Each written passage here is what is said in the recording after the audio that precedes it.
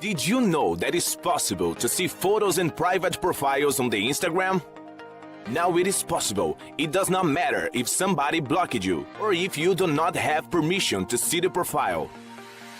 Throughout Insta Private Viewer, you will be able to see this. We created something exclusive that can help you to see the profiles private or look at easily. And the most important, with anonymity and security. With this way, you will have access to all content of the profile, photos, videos, and activities. To use these tools is very simple and fast. It is just following the instructions. Step 1. Access our search engine. Step 2. Report the code generated by your activator. This process is necessary to prevent robots from using our system. Step 3. Our system will validate the informed code. Report the username of the profile you wish to view. Step 5. Let our tool do all the work. Step 6. See the profile desired safely and anonymous throughout the link generated. And then, did you like it? Access now for free and get access to the private profiles of the Instagram YouTube. Today I'm going to show you guys my render settings in After Effects. What I use is Adobe Media Encoder to render out my projects because it's better at compressing, and I think it's a little bit quicker than rendering straight in After Effects, but I'll show you both ways here.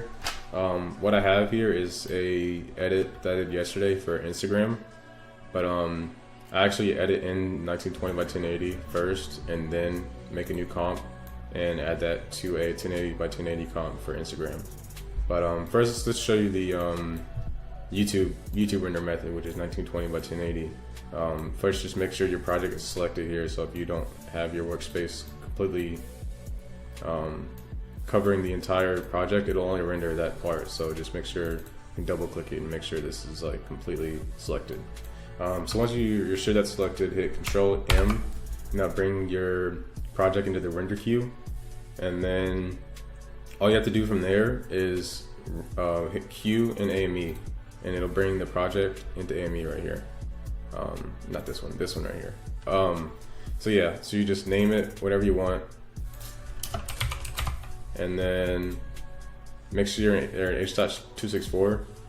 There's a bunch of different options, but obviously this is like the best one here, and you can leave this the same or where it's at, high bitrate, and then just click play and it'll render for you, and it should be compressed to a nice file size. Okay, now we've got the Instagram composition.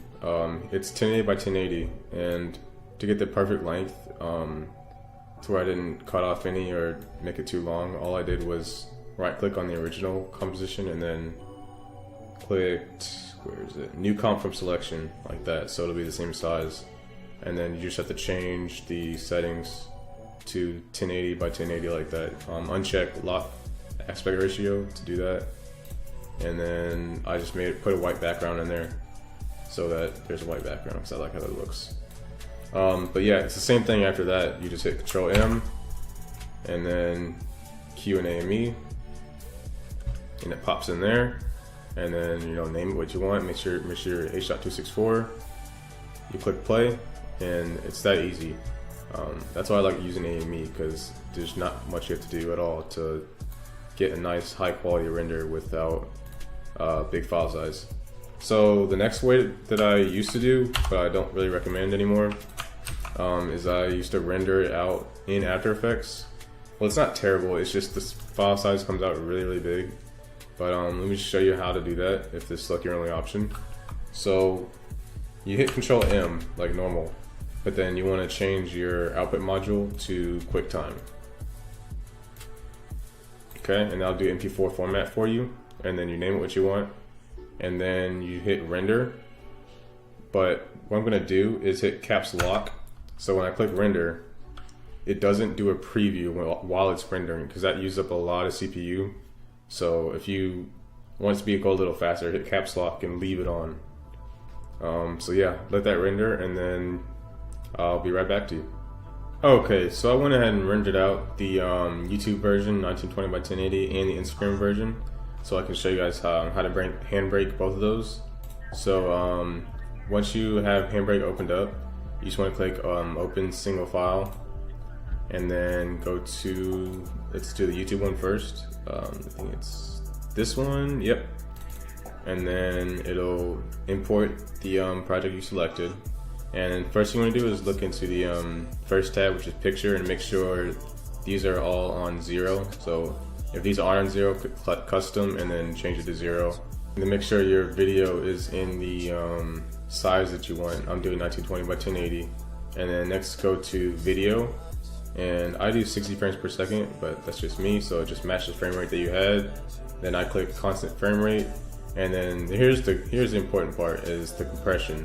So this number right here, the lower it is, the less it's going to compress it, the higher the quality is going to be. So this way means it's going to compress it a lot, but the quality is going to be not as good. So I usually go around 10. Somewhere around there is good because it gives you high quality and it compresses it a good amount. And then once you have that set up, you should be good to go. Just go ahead and name the file what you want. Pick the spot that you want. So let's just name it maybe YouTube. Okay.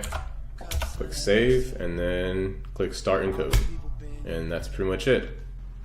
Okay, so now that one's done, I'm going to go ahead and add the Instagram version. So let's click open source and pick the other file. Here it is.